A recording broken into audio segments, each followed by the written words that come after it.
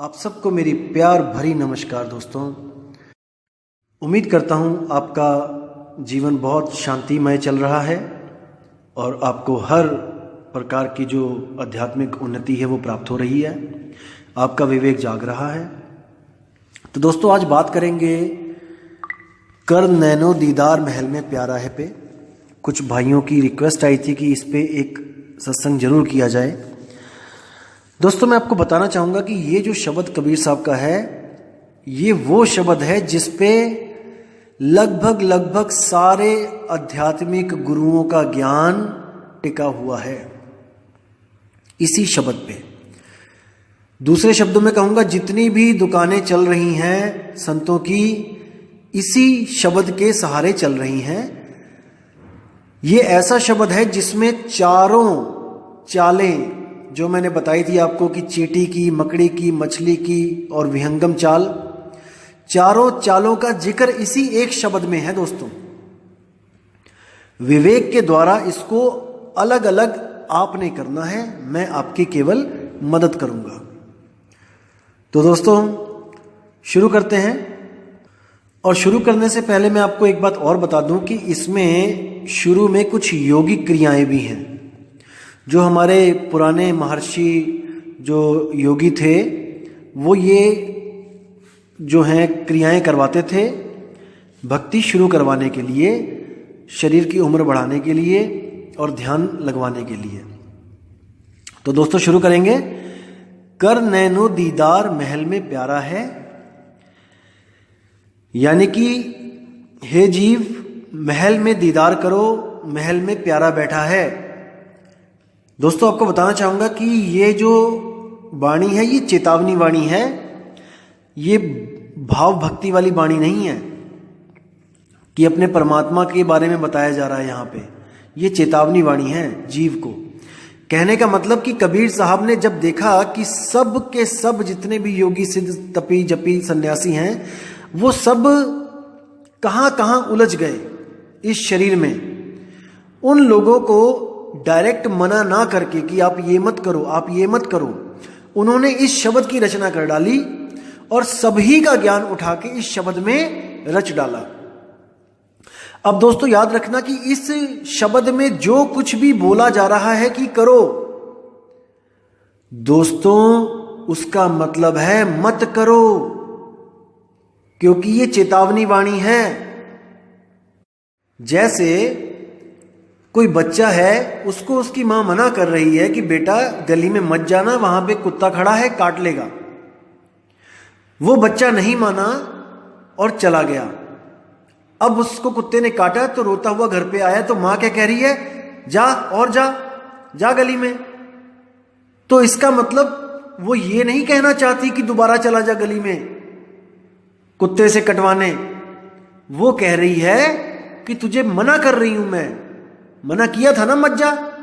तो ये चेतावनी वाणी है, इसको समझना पड़ेगा आपको। वो मैं आपको उदाहरण देता रहूंगा कि कैसे कहां पे क्या समझने वाली बात है, मैं बताता रहूंगा आपको। तो शुरू करते हैं। कर नैनो दीदार महल में प्यारा है, काम क्रोध मद लोभ विसारो, सील संतोष क्षमा सत धारो, मद मास मिथ्या तज डारो, हो ज्ञान घोड़े असवार, भरम से न्यारा है, कर नैनो दीदार महल में प्यारा है। अब इस पहली कली में कबीर साहब ने एक बात क्लियर कर दी कि चारों चालों में जाने के लिए, चाहे आप कोई भी चाल को पकड़ो, कैसा भी गुरु धारण करो, पहली कली में उन्होंने बेसिक क्लियर कर दिया कि आपको क्या क्या करना पड़ेगा। काम क्रोध मद लोभ विसारो, यानी काम क्रोध मद लोभ को तजना पड़ेगा। सील संतोष क्षमा मत धारो, अपने आप को शील बनाना पड़ेगा। संतोष यानी कि ज्यादा माया के पीछे नहीं भागना है, पैसों के पीछे नहीं भागना है पागलों की तरह। संतोष के बाद क्षमा करना सीखना है। सत धारो, और सत्य को हमेशा विवेक के द्वारा परख के उसको अपनाना है। मद मांस मिथ्या तज डारो, मीट मांस मछली जो भी है इसको झूठ बोलना छोड़ दो। हो ज्ञान घोड़े असवार, भरम से न्यारा है, ज्ञान के घोड़े दौड़ाना शुरू कर दो, उस पर बैठ जाओ और भरमों से बाहर निकल जाओ। अब जो ये पहली कली में जो ज्ञान बताया है कबीर साहब ने, ये ज्ञान हर पंथ का बेसिक ज्ञान है। यानी कि कोई भी गुरु धारण करने से पहले ये चीजें आपको करनी पड़ेंगी। मीट, मांस, दारू, मच्छी, अंडा, सिगरेट, तंबाकू, बीड़ी, जर्दा, हुक्का सब खत्म करना पड़ेगा। भक्ति इसके बाद स्टार्ट होगी। और जो लोग ये नहीं छोड़ पाए और कहीं से नाम ले लिया, गुरु से झूठ बोल के, गुरु से नाम लेने के बाद भी इसमें से अगर कुछ अंडा, मीट, मांस कुछ खा रहे हैं, तो उसकी भक्ति कभी पूर्ण नहीं हो सकती। पूर्ण तो छोड़ो, उसकी भक्ति शुरू नहीं हो सकती, बिल्कुल भी नहीं। ये तो आपको तजना ही पड़ेगा। तो दोस्तों, अब जो दूसरी कली है उसमें क्या बताया गया है, इसमें योगियों का ज्ञान आता है। कहते हैं, धोती नेति वस्ती पाओ, आसन पदम जुगत से लाओ, कुंभक कर रेचक करवाओ, पहले मूल सुधार कारज हो सारा है। यानी कि इसमें बताया गया है कि सबसे पहले क्या करवाना है। जो योगी हैं वो क्या करवाते हैं, धोती नेति वस्ती करवाते हैं, आसन लगवाते हैं। ये जल क्रियाएं होती हैं।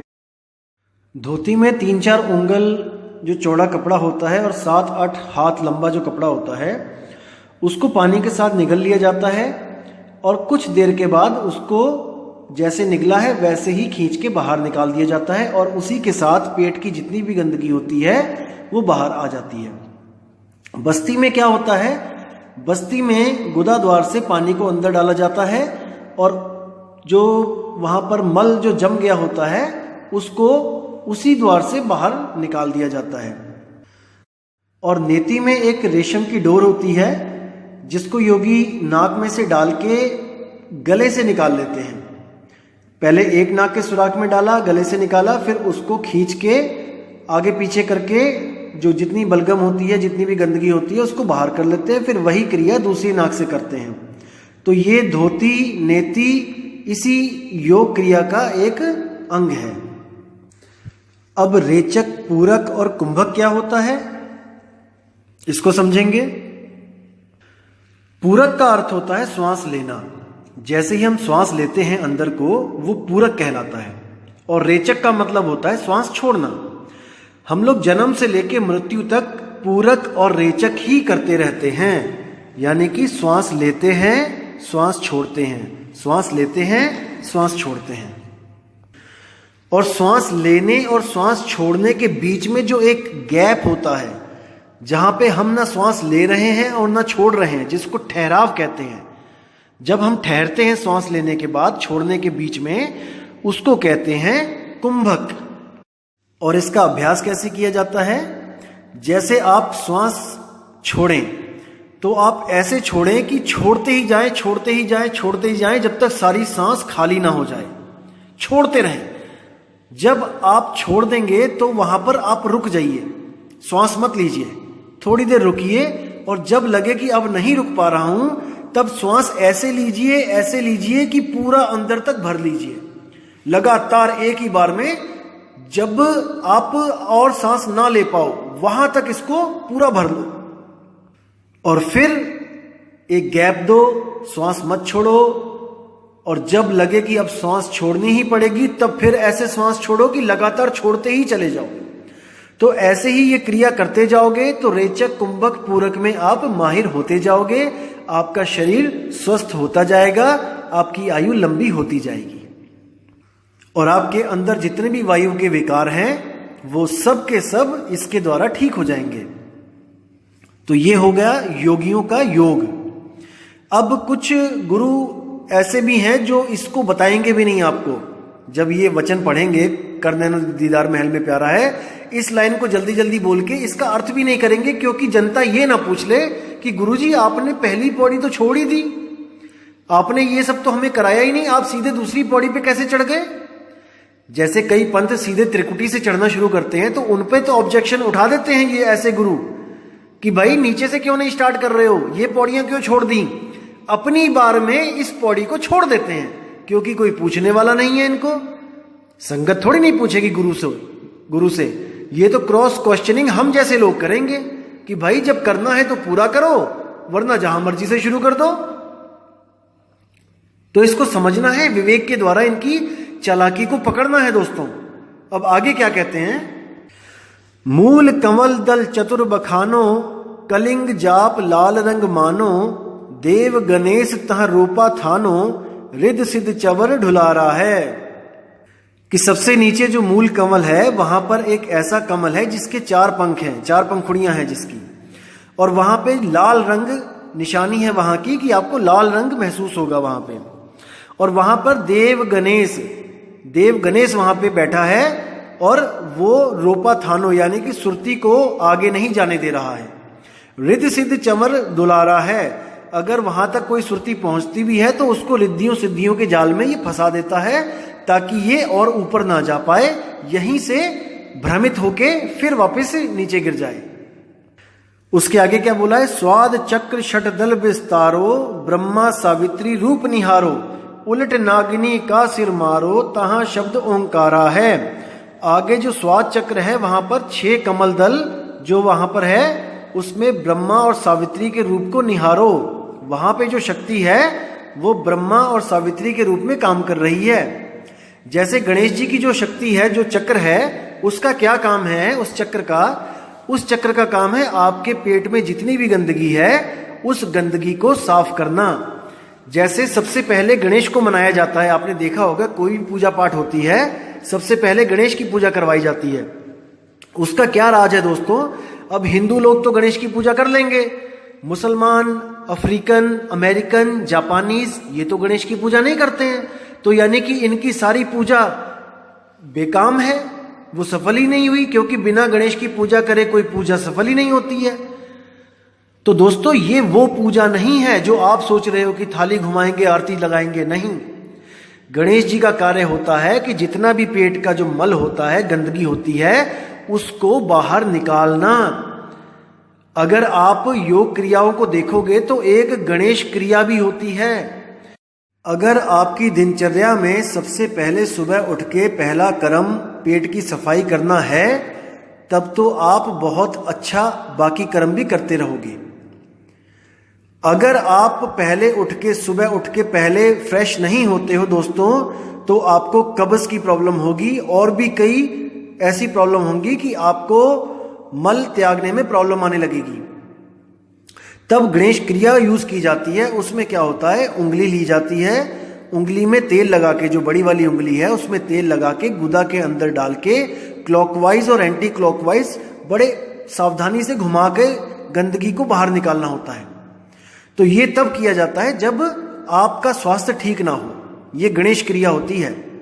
तो बाकी जितने पाकिस्तानी हैं, अमेरिकन हैं, ये लोग हैं, ये गणेश को कैसे मनाएंगे भाई? सुबह सुबह जाके फ्रेश होना ही गणेश को मनाना कहलाया जाता है। थालियां लेके घुमाना नहीं, या कोई कलिंग जाप नहीं।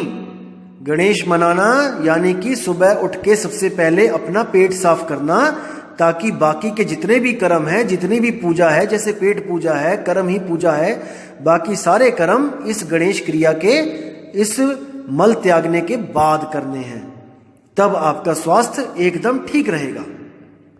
तो बाहर के जितने भी लोग हैं वो सुबह फ्रेश होके गणेश को मनाते हैं, ताकि उनके बाकी काम सफल हो जाएं। नहीं तो सारा ध्यान यहीं पे फंसा रहेगा कि आज मैं सुबह गया ही नहीं। अब आगे जो बताया कि स्वाद चक्र में जो ब्रह्मा सावित्री है वो क्या है, वो कैसे काम करता है वो चक्र? ब्रह्मा सावित्री ही वो चक्र है जिससे शादी के बाद संतान उत्पत्ति होती है। ब्रह्मा बीज डालता है कहां पर? खेत में, और वहां से सृष्टि का विस्तार करता है, गर्भ में बच्चा पैदा करता है। और वहां का मंत्र बताया गया है ओमकार, ओमकारा। आगे कहते हैं नाभि अष्ट कमल दल साजा, श्वेत सिंहासन विष्णु विराजा, हिरिंग जाप तासु मुख गाजा, लक्ष्मी शिव आधारा है। अब यहां बताया गया है कि नाभि में 8 पत्तों का कमल है, और वहां के जो धनी हैं वो विष्णु जी हैं। और उनका क्या कार्य है कि जो भी बच्चा गर्भ में ब्रह्मा जी ने पैदा किया है उसको अंदर ही अंदर खाना पीना पहुंचाना। आपने देखा होगा बच्चे के नाभि से माँ के शरीर को जोड़ दिया जाता है। जब वो गर्भ में होता है 9 महीने तक, तो उसका खाने पीने का सारा इंतजाम विष्णु जी करते हैं। और जब वो बच्चा बाहर आ जाता है तो उसको काट दिया जाता है, उसकी जो नाड़ी होती है, और वो जो खाना खाता है वो भी डायरेक्ट पेट में जाता है नाभि के पास, और वहां से ही उसका रस निकाला जाता है। जो कुछ भी वो खाता है वो सारा कार्य विष्णु जी का है। और वहां का जो जाप है, जो लोग योगी वहां का जाप करते हैं, वहां सिद्धियां जो प्राप्त करते हैं, वो हीरिंग जाप है वहां पे। और इसका जो आधार है वो शिव आधारा, यानी कि हृदय कमल से सारी पावर वो लेता है। अब आगे चलते हैं, आगे क्या बोलते हैं? 12 कमल हृदय के माही, जंग गौर शिव ध्यान लगाही, सोहंग शब्द तहां धुन छाई, गण करे जय जयकारा है। अब आगे जो हृदय कमल है वहां पर 12 पत्तों का जो है वहां पे कमल है, और वो स्थान है शिव और पार्वती का। अब वहां पर उनका क्या कार्य होता है? आपने देखा होगा कि शिव जी के पास जो डमरू है, वो डमरू चलता है कैसे? डम डम डम डम। तो वही जो शिव जी का जो मेन कार्य है वो है दिल की धड़कन जो डमरू की तरह चलती है, धक धक धक धक, उसको रोकना, यानी कि संहार करना। जो ब्रह्मा जी ने पैदा किया है, जिसकी विष्णु जी पालना कर रहे हैं, उसी को संहार करना शंकर जी का कार्य है। याद रखना दोस्तों, इस दुनिया में कोई भी आदमी ऐसा नहीं है जो बिना हार्ट अटैक के मरता है। हार्ट अटैक का मतलब यह है कि दिल की धड़कन रुक जाना।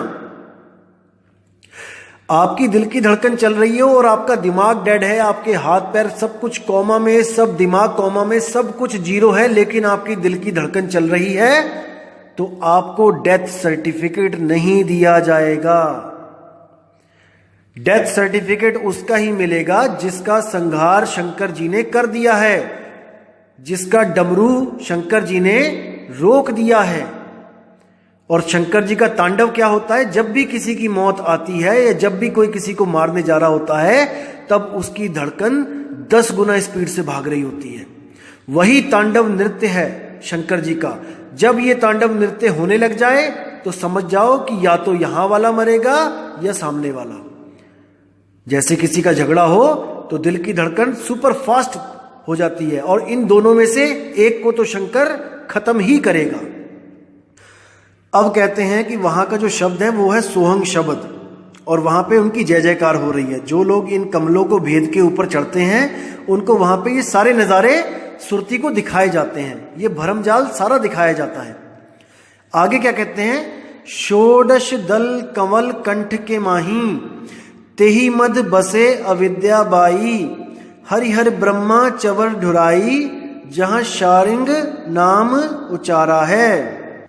यानी कि जो कंठ कमल है वहां पर 16 पत्रों का जो है कमल खिला हुआ है, और उसमें अविद्या बाई यानी कि शेरावाली माता का ही एक रूप अविद्या बाई बोला है, जो विद्या की देन है, जो देती है। यानी कि कंठ में विद्या, अविद्या बाई के रूप में, सरस्वती के रूप में शेरावाली विराजमान है। अब उस कंठ में उसका क्या कार्य होता है? जितनी भी दुनिया की भाषाएं हैं वो अविद्या बाई गले से बुलवाती है, वो सारी भाषाएं बुलवाती है। और क्या बुलवाती है? वो क्या होता है? वो हुक्म होता है किसका? मन का। क्योंकि दोस्तों मन खुद नहीं बोल सकता कि उसे क्या चाहिए। जैसे आप बैठे हुए हो और आपके दोस्त भी बैठे हैं, अब आपका मन कर रहा है कि सिगरेट पीना है, तो अगर आप मन में सोचोगे अकेला केवल कि चलो सिगरेट पीने चलते हैं, तो वो आपके दोस्तों को सुनाई नहीं देगा, क्योंकि मन बोल नहीं सकता। इसलिए इस मन ने अपनी बीवी को ये ड्यूटी दे रखी है कि जो कुछ भी मैं सोचता हूं उसको कंठ के द्वारा बोल के इस दुनिया को बताओ कि मेरा क्या हुक्म है। तो अविद्या बाई का ये जो काम है कि जितनी भी उसके पति की जो हुक्म है, जो उसके पति की जो चाह है, वो सामने सबको बताना। तो ये इसका काम है। और यही हुक्म देती है ब्रह्मा विष्णु महेश को कि सृष्टि करो, पैदा करो। ब्रह्मा जी को हुक्म देती है कि बीज डालो, विष्णु जी को हुक्म देती है कि जो ब्रह्मा जी पैदा कर रहे हैं जीव, उनको आप भोजन पानी दो, और शंकर जी को आदेश देती है कि आप समय आने पे उनका संहार कर दो। इसी के द्वारा सारी सृष्टि इन्हीं 3 गुणों के द्वारा पैदा, पलती और खत्म होती रहती है। और वहां का जो साधु वहां पहुंचते हैं, वहां का जो मंत्र है वो श्रृंग है। अब आगे कहते हैं, तापर कंज कमल है भाई, बग भौरा दुई रूप लखाई, निज मन करत तहां ठकुराई, सो नैनन पिछवाड़ा है। अब यहां पे कह रहे हैं कि आगे एक कमल जो है वहां पे खजाना छुपा हुआ है। जैसे कंज मैंने होता है खजाना, तापर कंज कमल है भाई, ऐसा कमल है वहां पे कि खजाना छुपा हुआ है उसमें। बग भौरा दुई रूप लखाई, बग होता है बगुला, भौरा होता है जो काले रंग का भौरा होता है, यानी वहां पे काला और सफेद दोनों तरह का आपको प्रकाश दिखेगा। जैसे अभी आप आंख बंद करोगे तो काला दिख रहा है, लेकिन जब आप इस योग को करते करते वहां पहुंचोगे तो वही काला जो है वो प्रकाश में चेंज हो जाएगा, वहां पे प्रकाश ही प्रकाश हो जाएगा, वहां पे ज्योत जग जाएगी। तो कहते हैं वो ज्योत क्या है? वो परमात्मा नहीं है भाई। निज मन करत तहां ठकुराई, वो मन है। जैसे नानक साहब कहते हैं, मन तू ज्योत स्वरूप है।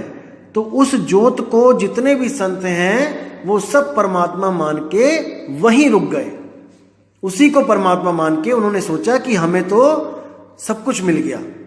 अब आगे क्या कहते हैं कि निज मन करत तहां ठकुराई, सो नैनन पिछवाड़ा है।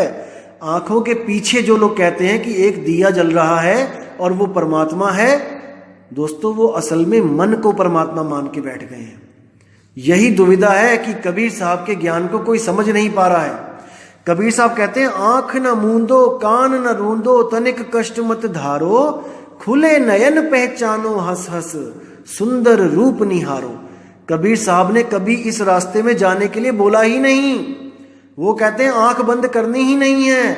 ध्यान तो बहुत दूर की बात है, उस ज्योत में कोई ध्यान लगाना है या उस ज्योत के दर्शन करने हैं, बहुत दूर की बात है वो तो।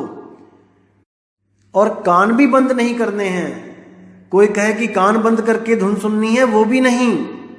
कितने ही पंथ इंडिया में कान बंद करके अंदर की जो 5 तत्वों की धुनें हैं, उन 5 तत्वों की धुनों में ही उलझा देते हैं। इसी को योगी भ्रमरी प्राणायाम भी कहते हैं। आप किसी योगी से पूछ भी सकते हैं इसके बारे में, वो आपको उचित जानकारी दे देगा। लेकिन ये सब कबीर साहब के मार्ग में बिल्कुल निषेध है, ऐसा कुछ नहीं करना होता है।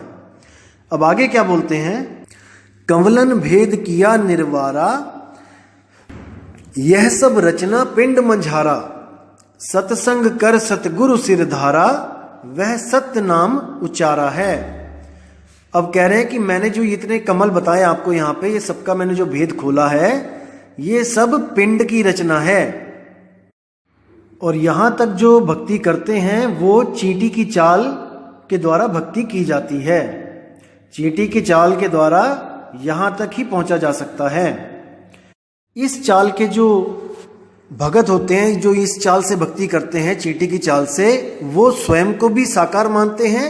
और जैसे इन चक्रों पे शंकर, पार्वती और गणेश इन सबको साकार मानकर चढ़ाई करते हैं, तो ये परमात्मा को भी साकार रूप में ही मानते हैं। लेकिन इनको इतना तगड़ा भ्रम जो मन देता है, भुलावा देता है, ये समझ ही नहीं पाते कि इनके साथ क्या हो रहा है। दोस्तों काफ़ी लंबा है ये शब्द और काफ़ी टाइम हो जाएगा इसको बनाने में, काफ़ी लंबा हो जाएगा ये। तो मैं इसको 3 पार्ट में बनाऊंगा और मैं जल्दी ही पोस्ट करूंगा। जब तक आप इसको सुनिए और अपने विवेक को जगाइए। अब मैं आपसे विदा चाहूंगा दोस्तों। जय गुरु बंदी छोड़ वैराग साहिब, जय गुरु बंदी छोड़ मदन साहिब जी, जय जय गुरु बंदी छोड़ सतगुरु सत्य कबीर साहिब। आप सबकी सदा ही जय हो। साहिब बंदगी सतनाम।